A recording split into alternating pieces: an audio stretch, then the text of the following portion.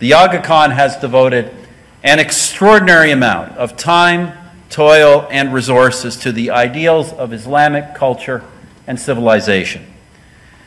In doing so, His Highness has contributed greatly to demystifying Islam throughout the world by stressing its social traditions, its history of peace, of tolerance, and of pluralism. When a contrary and violent distortion so regularly dominates the news, this is a vision of Islam of which all Canadians can be proud.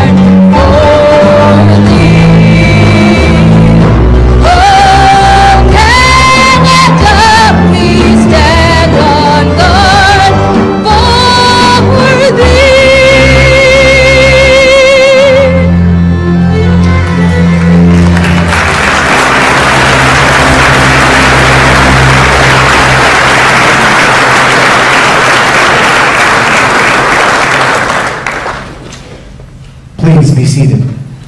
Excellencies, distinguished guests, ladies and gentlemen, welcome to the opening of the Ismaili Center. A recitation from the Holy Quran will be followed by translations in English. أعوذ بالله من الشيطان الرجيم بسم الله الرحمن الرحيم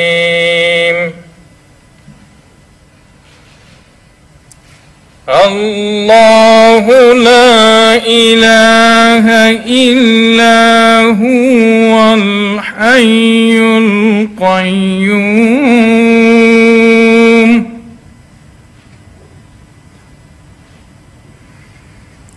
لا تأخذه سِنَةٌ وَلَا نَوْمٌ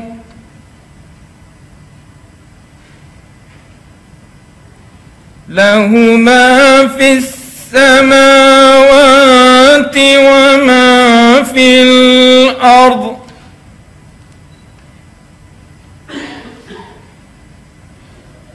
من ذا الذي يشفع عنده إلا بإذنه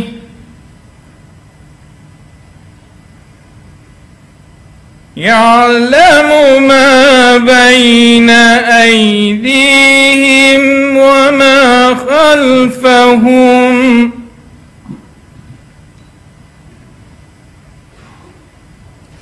ولا يحيطون بشيء من علمه إلا بما شاء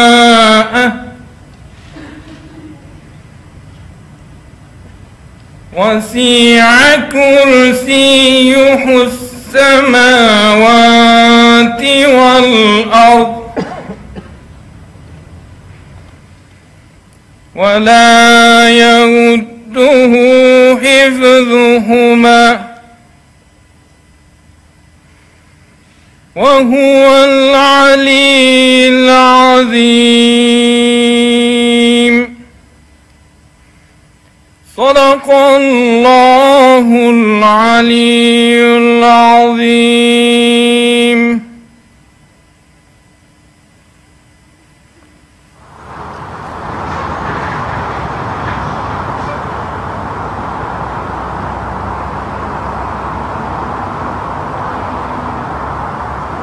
In the name of Allah, the most beneficent, the most merciful. Allah, there is no God but He, the living, the everlasting one. Neither slumber overtakes Him, nor sleep. To Him belongs what is in the heavens and what is on the earth. Who is there that shall intercede with Him except by His permission? He knows what is their present state and their past, and they cannot grasp of His knowledge except what He wills. His throne encompasses the heavens and the earth, and the preservation of them is not a burden to Him. He is the exalted, the supreme, the right honorable Stephen Harper, Prime Minister of Canada, our guest of honor, will now deliver his address. Thank you very much, Your Highness, members of the family, former Governor General Clarkson, and colleagues from the Parliament of Canada, distinguished guests, ladies and gentlemen, and of course, all of those who are watching this from all across the country. Your Highness, 4 years ago, we stood together on this very site for the foundational ceremony of the Ismaili Center, Aga Khan Museum and Park. I said then that these projects promise to be another stunning addition to Canada's growing array of architectural treasures. We celebrate today the fact that that ambitious promise is now a splendid reality.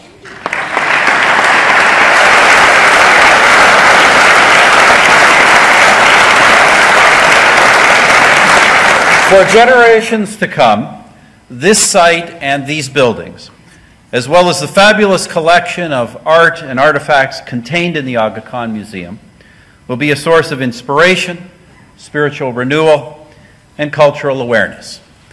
They will inspire not only Torontonians, but all visitors to this place, both Canadian and international.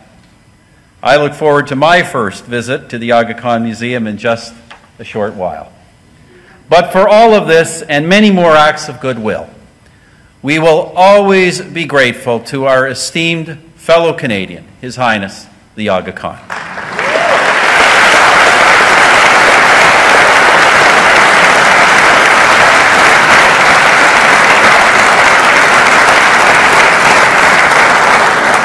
We celebrate today, then, not only the harmonious meeting of green gardens and glass galleries, or of Italian marble and Canadian maple.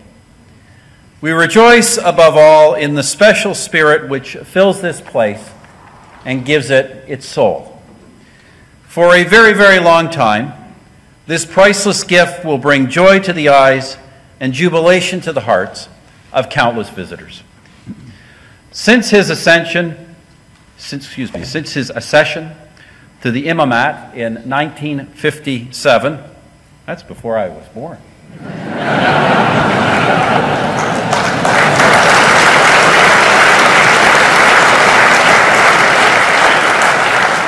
Since his accession as hereditary spiritual leader of the world's 15 million Ismaili Muslims, the Aga Khan has devoted an extraordinary amount of time, toil, and resources to the ideals of Islamic culture and civilization. In doing so, His Highness has contributed greatly to demystifying Islam throughout the world by stressing its social traditions, its history of peace, of tolerance, and of pluralism. When a contrary and violent distortion so regularly dominates the news, this is a vision of Islam of which all Canadians can be proud.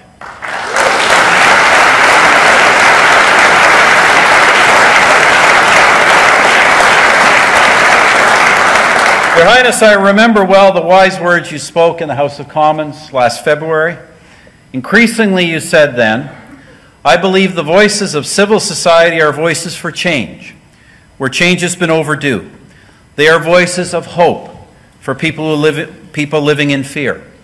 They are voices that can help transform countries of crisis into countries of opportunity. This is a message that is both universal and timeless. And it does us great honor as Canadians that it is now being propagated so powerfully from our own country, thanks to you, Your Highness.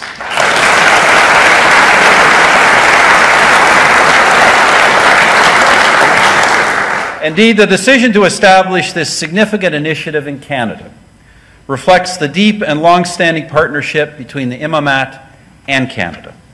This partnership stems from our shared commitment to pluralism, to civil society, human dignity, peace, and understanding.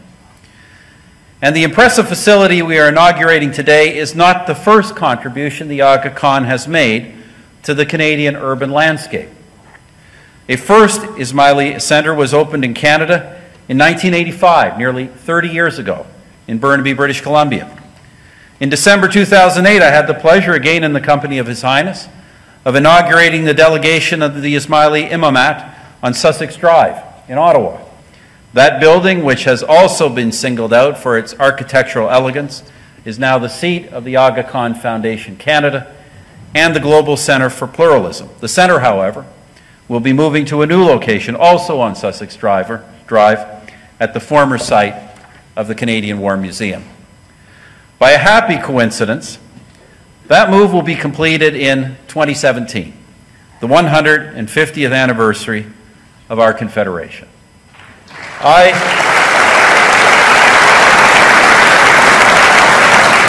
see strong symbolism in the conjunction of these two events. They remind us that Confederation was, in fact, an early political application of the sense of pluralism which still guides us today. As many of you know, this year, 2014, happens to be the bicentennial of the birth of Sir Georges-Étienne Cartier, along with our first Prime Minister, John A. Macdonald, one of the principal architects of our Confederation. It was Cartier who most thoroughly articulated and ultimately convinced the other fathers of Confederation that this new country would only succeed if it could accommodate the common interests and needs of people of different cultures and faiths through the development of a new federal system. The wisdom that Cartier advanced 150 years ago, the wisdom of acceptance and tolerance, are lessons that the Canadian Ismaili community teaches still. In doing so, you have contributed to keeping these fundamental values at the heart of our national identity. I am therefore very delighted to join all of you in declaring the Ismaili Center open.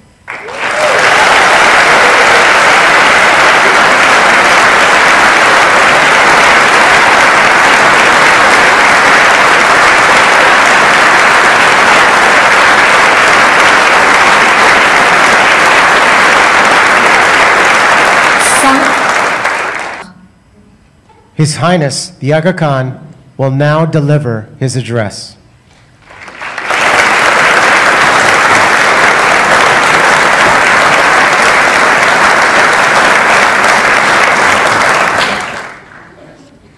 Bismillahirrahmanirrahim.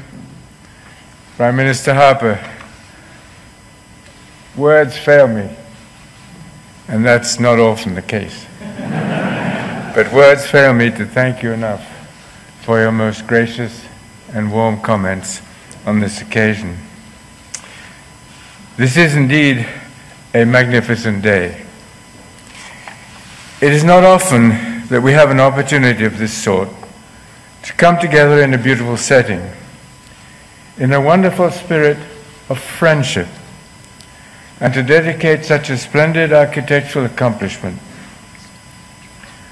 As we inaugurate this building, we also have the opportunity to contemplate what it represents: the inspiring traditions of the past, the stirring challenges of the future, and the continuing search for peace through prayer. Canada, of course, has become a significant newer homeland for our community, as Ismailis have come here from so many places, from East Africa, from Tajikistan, from Afghanistan, from Syria, and from other parts of the world, all choosing to develop their destinies under the Canadian flag. One of the ways in which the Ismailis have expressed their identity wherever they have lived is through their places of prayer, known today as the Jamaat Khana. Other Muslim communities give their religious buildings different names, from Ribat and Zawiya to Khanaka. And in addition, there are other places where Muslims of all interpretations can come together, such as the non-denominational mosques. What we dedicate today is what we identify as an Ismaili center, a building that is focused around our Jamaat Khana, which also includes many secular spaces. These are places where Ismailis and non-Ismailis, Muslims and non-Muslims, will gather for shared activities, seminars and lectures, recitals and receptions, exhibitions and social events. These meeting halls and lounges, work offices, and conference rooms will serve the organizational needs of the Ismaili community. But they will also, we trust, be filled with the sounds of enrichment, dialogue, and warm human rapport as Ismailis and non-Ismailis share their lives in a healthy, gregarious spirit. Yes.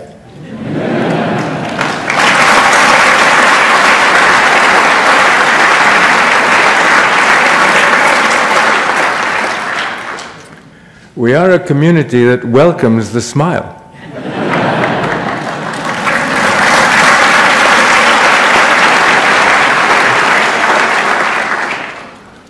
And soaring above it all is the great crystalline dome that you have observed, through which light from the prayer hall will provide a glowing beacon symbolizing the spirit of enlightenment that will always be at the heart of the center's life. The size and complexity that we celebrate today has been immense, and so is the list of those whom we salute for having made it possible. Certainly our list should begin with the Prime Minister.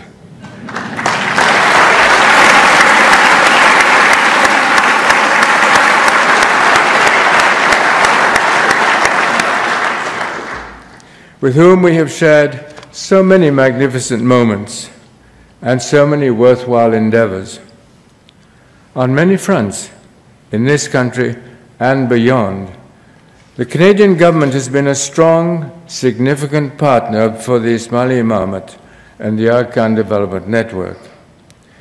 And we recall with special pleasure, of course, the foundation ceremony of this site, at which the Prime Minister so graciously presented me with the enormous honor of Canadian citizenship.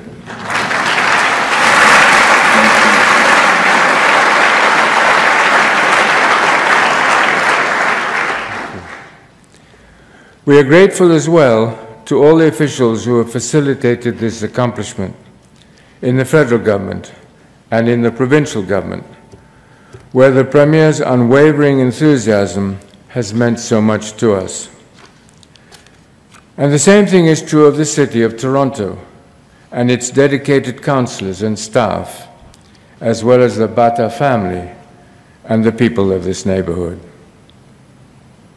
I'm also deeply pleased to salute the donors who have so generously supported the building of outstanding Ismaili centers across the world, including this center here in Toronto, as well as the dedicated leaders, staff, and volunteers from the Ismaili community who've also played such a significant role. And of course, I want to recognize with special appreciation those who designed, built, and decorated this space, especially the eminent architects Charles Correa and his daughter Nandita. Thank you.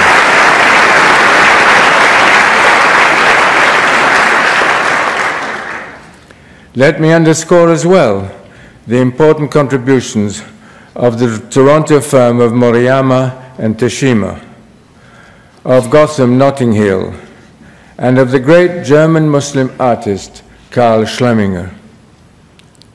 And of course, it is with the deepest admiration that I thank the person whose guiding hand has been so important at every stage of this project, a member of my family, my brother, Prince Henry.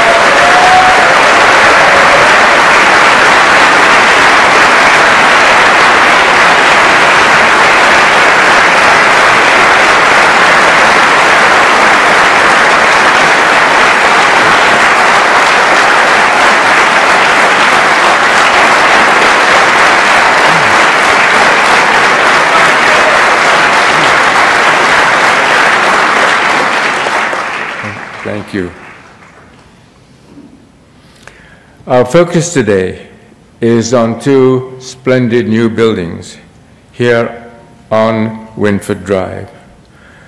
But I would be remiss not to mention the new public space that will tie these two new buildings together, the Arkan Park, which will have its official opening when the vegetation matures next year. When our planning for the Toronto Ismaili Center started in 1966, we decided to ask the younger generation of Ismailis about their vision of this building. What did they want it to represent? How did they see it functioning? In response, young people from the ages of 18 to 27 generously shared their aspirations with us. They told us that they wanted a building that would be forward-looking, while also being anchored in traditional community values. They also wanted a building in which they could strengthen their personal relationships, a place where they could not only unite in prayer, but could also develop new life-shaping associations amongst themselves and with other Canadians. They hoped that the center would become, and I quote, a great avenue through which they could integrate into society at large, a place that would command the respect of all those who would visit it. It is with all these thoughts in mind that we selected for the center a world-class architect who had designed for many faiths, but also in an idiom for today and tomorrow. He was a man who deeply believes, as he puts it, that, quote, tradition and modernity are not opposites. And the result, as you can see, is a building in which traditional elements of Muslim architecture are given a confident, forward-looking vocabulary. The young men and women whose views we sought back in the year 2000 are now between 32 and 41 years old, in the middle of their careers. It is my earnest hope that the formation of this center, which will now become theirs, has responded to their hopes 14 years ago.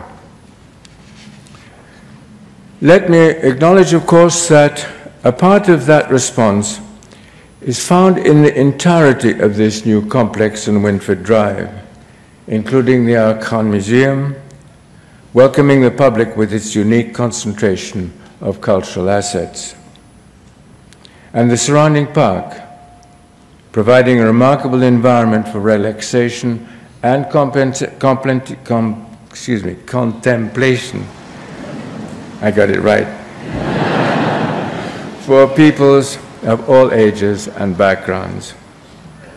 In sum, I am pleased to think that the complex being opened today does indeed meet the requests that were articulated 14 years ago, even if I have not been able to concentrate all of them in one building. The fusion of tradition and modernity with which this building achieves, and the blend of spiritual, educational, and social objectives that it embodies, have also characterized our other Ismaili centers in Vancouver, London, Lisbon, Dubai, and Dushanbe. All of them were designed by architects of great international standing, and I would emphasize of great multicultural sensitivity. Charles Correa, for example, comes from an Indian background and has also designed Hindu and Christian buildings. The architect for our Vancouver Center 30 years ago was Bruno Freschi, whose family is of Italian background and whose work has included a Sikh place of worship. The new Aga Khan Park was designed by an architect of Lebanese heritage, Vladimir Jurovic. And the Arkan Museum is the work of a superb Japanese professional, Fumihiko Maki. How pleased we are that all of these fine artists are with us today. Thank you, Billy.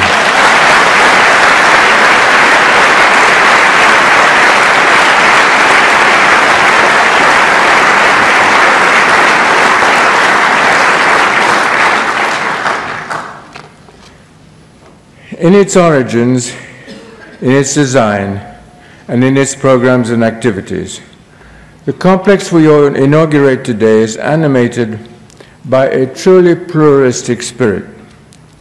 In this respect, too, it reflects the deep-set Ismaili values, pluralistic commitments that are so deeply embedded in Canadian values. These commitments have been strikingly evident in a recent government initiative that I would like to mention today. I refer to the establishment less than 2 years ago of the new Office of Religious Freedom, led by Ambassador Andrew Bennett. We hope that our organizations in Canada can be helpful allies of the Office of Religious Freedom as it works to support people throughout the world who are targeted because of their religious affiliations. Just a week ago, Ambassador Bennett and the Minister for Multiculturalism, Mr. Kenny, received the leader of an ancient religious minority as he arrived from Egypt for an extended visit to Canada. He was Pope Tawadros of the Christian Coptic Orthodox Church. Canada's effort to extend the hand of friendship to Pope Tawadros, whose people have come through difficult times, confirms and renews the great Canadian message of universal welcome. Let me conclude by returning to another context in which the hand of friendship has been playing a major role. When I mentioned that our planning for this complex began 18 years ago, Some of you probably wondered how people sustained their enthusiasm through such a long process. Yes, 18 years. My response is to say that through these 18 years, we have been inspired by a great sense of common purpose, as we have sought to create places and spaces of true enlightenment. And in doing so, we have also been strengthened by a pronounced spirit of friendship. And what a joy it is to celebrate that spirit at a time when so much of the world's attention is focused on climates of belligerence. This first step in the planning of the center in the late 1900s was to find an appropriate a building site, one that would be convenient to a large number of Ismailis. This was a challenge in and of itself, as we tried to reconcile the needs of more established Ismailis with the requirements of newly arriving and less settled immigrants. After a long search, we selected a site which is little more than half of the site we have today. It was located where the new museum is now standing. Happily, we were successful in acquiring that land, and it was evident that the hands of friendship helped to make that acquisition possible. As the project progressed, we learned that the Bata family was intending to give up its office building on a site adjacent to ours, an elegant building, but one where time had taken its toll. Once again, the hand of friendship was extended, and Mrs. Bata made it possible for us to acquire that building. Because it stood on the highest point of the area, we decided to move the Ismaili Center to this site and to redesign it accordingly. The next step, of course, was to seek approval to remove the Bata building.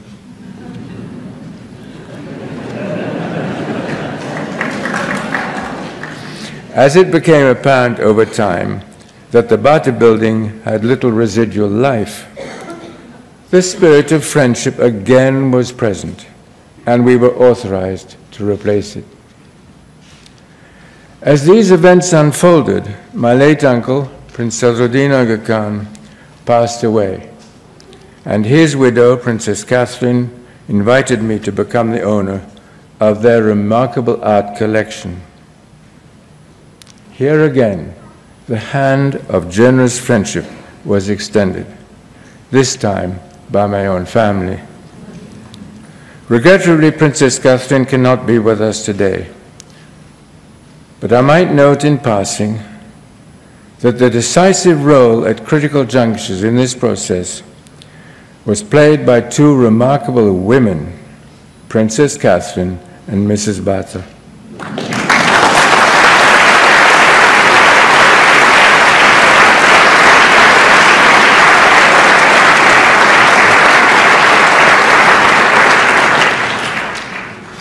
And so it was that things came together.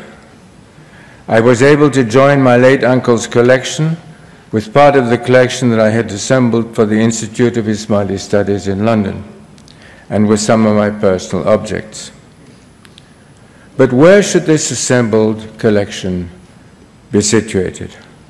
After numerous discussions with many thoughtful people, the decision was made to build a museum on the very site that had been selected originally for the Ismaili Center. And here we are today. The story over 18 years has indeed been one of deeply shared purpose. I hope you will join me in my profound happiness in recalling the cradle of friendship in which this center has been born.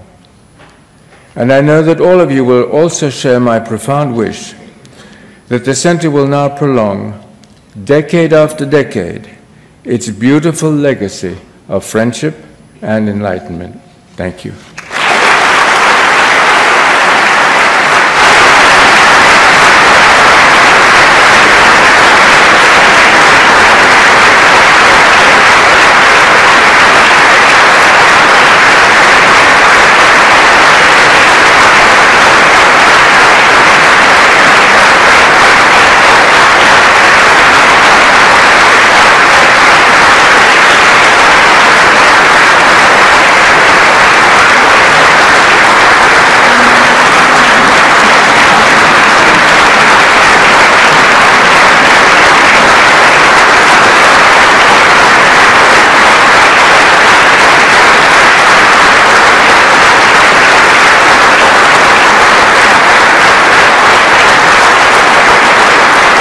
Right Honorable Stephen Harper, Prime Minister of Canada, and His Highness the Aga Khan will unveil the commemorative plaque to mark the opening of the Ismaili Center.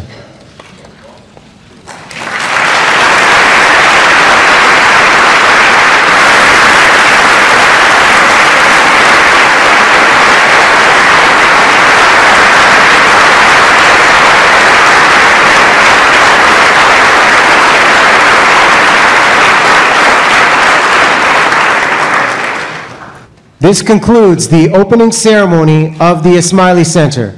Excellencies, ladies and gentlemen, please rise for the departure of the Right Honorable Stephen Harper, Prime Minister of Canada, His Highness the Aga Khan, and their party.